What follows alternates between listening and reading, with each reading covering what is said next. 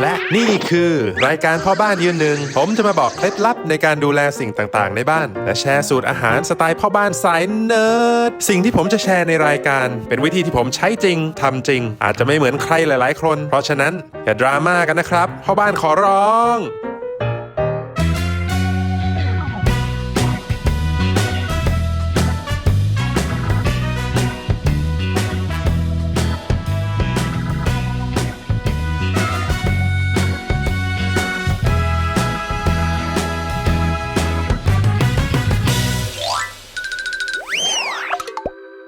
สวัสดีครับวันนี้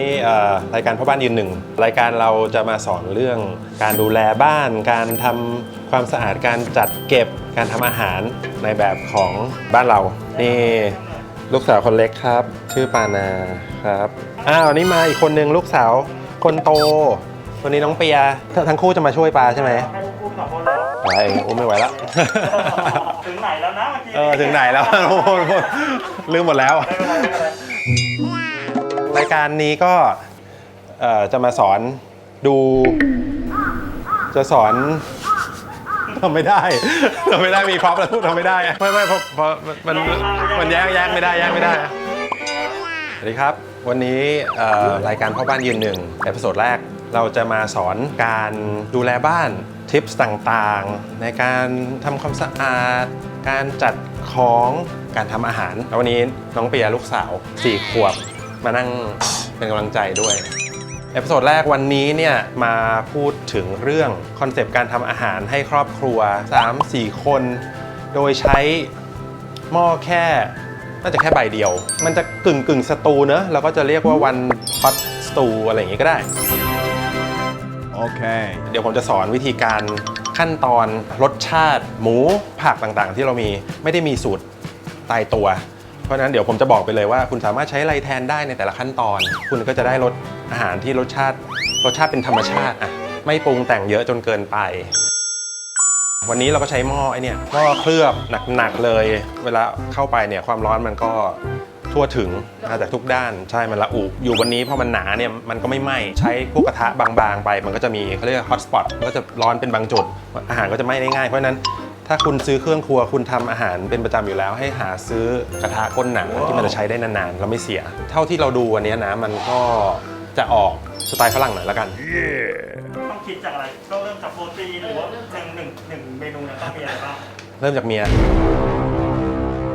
อยากกินอะไรเริ่มจากลูกดูว่าเรามีเวลามากน้อยแค่ไหนง่วงแล้วเหรอ เมนูออกฝรั่งแล้วก็วันนี้เราก็ใช้ออลิฟออยล์แล้วกันคุณสามารถใช้น้ำมันพืชน้ำมันลำข้าวปรับได้หมดเลยอันนี้แล้วแต่คุณแล้วแต่ที่บ้านเรามีอันนี้ผมก็จะเปิดไฟเบาๆไว้เลยหมูสันคอครับทำอะไรก็อร่อยมีเนื้อมีมันนึ่งได้ผัดได้ถ้าเกิดว่าเราจะผัดแล้วก็หั่นบางๆหน่อยแต่วันนี้เราจะอบเพราะนั้นเราก็หั่นเป็นชิ้นใหญ่หน่อยที่เราเป็นเชฟอย่าเรียกว่าเป็นเชฟเลยก็เรียนด้านอาหารมาละกันไปฝึกงานตั้งแต่สมัยเรียนอะไรอย่างเงี้ยก็เรียนจบก็เป็น10 กว่าปีแล้วล่ะก็อาหารส่วนใหญ่ก็จะเริ่มด้วยผักหอมกระเทียมหอมใหญ่ต้นหอมมีดต้องคมเพราะว่าถ้ามีดไม่คมน้ำมันจะกระจายพอมันยิ่งกระจายมากก็ยิ่งแสบตามากแต่ถ้าต้องทำเยอะๆดีกเลี่ยงไม่ได้จริงๆมันก็มีเทคนิคที่ใส่แว่นตาว่ายน้ำก็เคยเห็น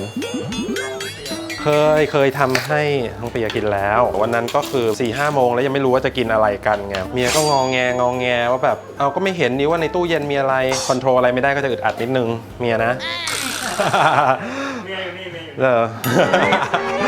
จริงเราต้องการจะทำตอนนี้เราต้องการให้หมู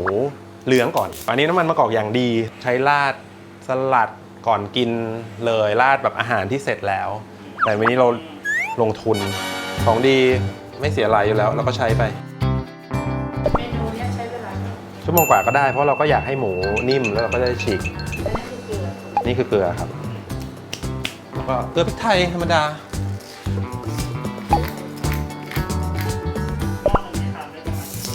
อันนี้ก็ได้ทั้งครอบครัวครับก็แล้วแต่ว่าเราจะหนักเนื้อสัตว์แค่ไหนอันนี้เกลือใส่เกลือเพิ่มอีกด้านหนึ่งนะเราก็เกลือพริกไทยให้รอบ คราวนี้ก็ทิ้งไว้เลยคราวนี้เราก็เตรียมผักที่เราจะใส่ไม่ต้องสวยหอมนี่มันเดี๋ยวพอมันลงไปในหม้อลงไปในกระทะมันก็จะสลายไปหมูก็เหลืองด้านหนึ่งแล้วนะเราใส่หอมไปเลย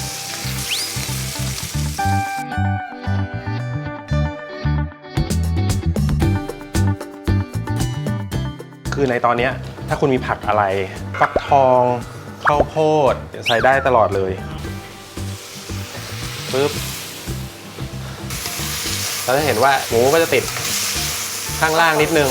เนี่ยรสชาติทั้งนั้นเลยพอผักเริ่มสุกก็จะมีน้ำออกมาในช่วงเวลานี้นะถ้าเราอยากจะใส่เหล้าใส่เบียร์ใส่ไวน์ใส่อะไรก็ใส่ได้หมดเลยไฟแดงก็จะมีความเปรี้ยวก็จะเพิ่มรสชาติพอมีความเปรี้ยวมีแอซิดที่เป็นกรดนะหมูก็จะนิ่มเร็วขึ้นอันนี้เป็นเมนูครอบครัวที่แบบซิมเปิลที่สุดเพลนที่สุดวันนี้เราก็ข้ามเรื่องการใส่เหล้าไปก่อนก็ได้ถึงเวลานี้เราก็ถ้าเราไม่ใส่แอลกอฮอล์เราก็ใส่น้ำซุปได้ละใส่พอท่วมๆพอเปรมๆเห็นอะไรเงี้ยเพราะเดี๋ยวมันจะระเหยไปอีกเห็ดเนี่ยไม่จำเป็นต้องล้างเขาแค่ปัดฝุ่นพอเพราะว่ามันก็จะดูดน้ำเข้าไปมันก็ไม่อร่อยให้มันไปดูดน้ำซุปเราดีกว่าแต่ว่าอย่างเห็ดฟางเก็บมาอยู่ในถุงมาอะไรอย่างเงี้ยก็ควรล้างนะแต่ว่าเห็ดนอกเห็ดสวิสบราวน์เห็ดแชมปิญองถ้าเราจะเอาไปผัดเนี่ยถ้าเราล้างนี่ก็จะจบเลยเพราะเห็ดจะไม่เหลืองเราชิมดูได้หมดเลยถ้าเราจะล่นเวลาหน่อยเราก็แรงไปก็ได้สมมติว่าเราใช้หม้อใหญ่ไปขาเดี๋ยวเอาลงนะเดี๋ยวเรากินนะมาอยู่ตรงนู้นนะ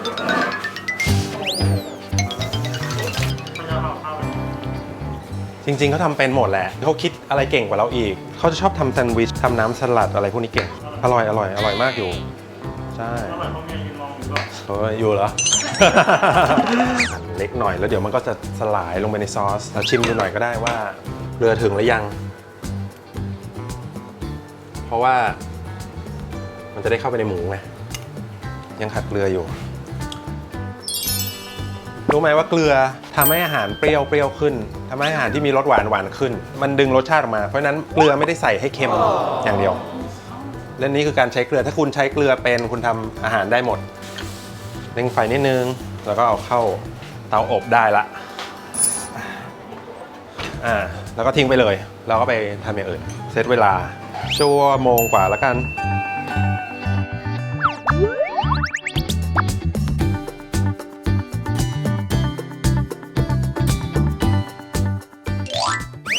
ตอนนี้ก็ผ่านไปชั่วโมงกว่าๆเดี๋ยวเราจะมาเปิดดูกันว่าเป็นยังไงห่างหน่อยยาวหน้าไปจ่อเดี๋ยวเรามาดูกันบอกไว้ก่อนมันไม่ใช่จานที่สวยงามนะมันคือจานที่ง่ายและสะดวก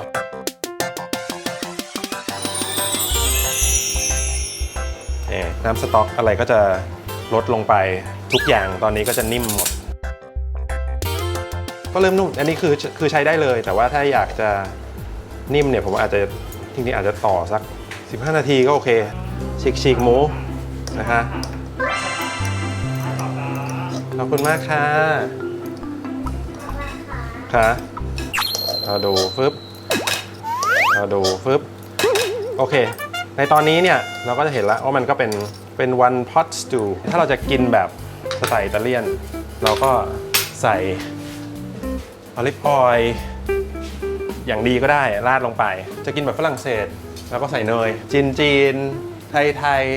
เราเอามาตั้งบนเตาก็ได้แล้วก็ใส่แป้งให้เหนียวขึ้นตอนนี้จะชิมดูเด็กกินได้ผู้ใหญ่กินดีเดี๋ยวเปียชิมให้หน่อยนะคะว่าขาดอะไรไปเปล่าเค็มอะไรหรือยัง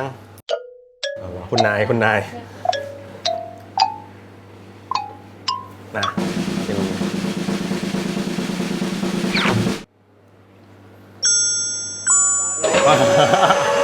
ได้นะร้อนไหมเหรอ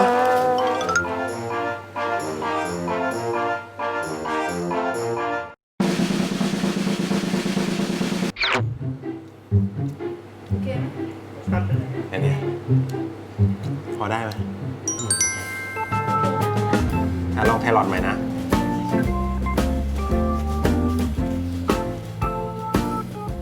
นิ่มนะ โอเค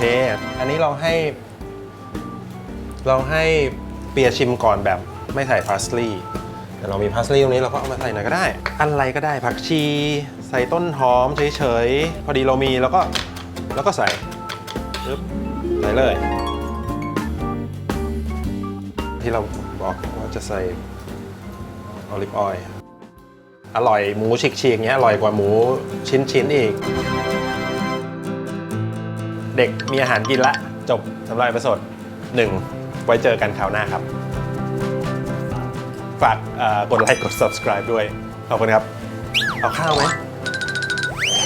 เดี๋ยวป้าตักให้หนูลงก่อนก็ได้ เดี๋ยวป้าตักให้แล้วเป็นให้หมดใช่ไหมเดี๋ยวตักใส่จานไปให้เลยขอบคุณค่ะอ่ะ